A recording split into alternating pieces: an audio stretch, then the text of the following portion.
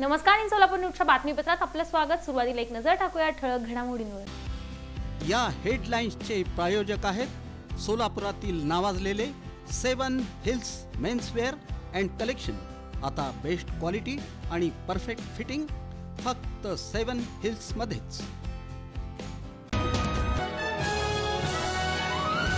अनगर नगरपंचायतीत राष्ट्रवादीच्या उज्ज्वला थिटे यांचा अर्ज छाननीमध्ये बाद।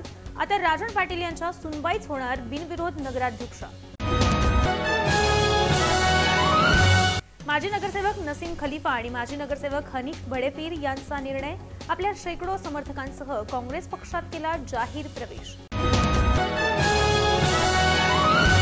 गुजरात कर्नाटकाप्रमाणे कठोर जमीन हडप विरोधी कायदा महाराष्ट्रात तात्काळ लागू करा, जिल्हाधिकाऱ्यांकडे निवेदनाद्वारे मागणी। सोलापूर जिल्ह्यातील भूजल पातळी वाढली। तब्बल 1.66 मीटरनं अतिवृष्टी आणि महापुराचा अनुकूल परिणाम होईल। सोलापूर शहरातील 26 बेकायदेशीर इमारतींचं बांधकाम पाडण्याचं काम सध्या सुरू।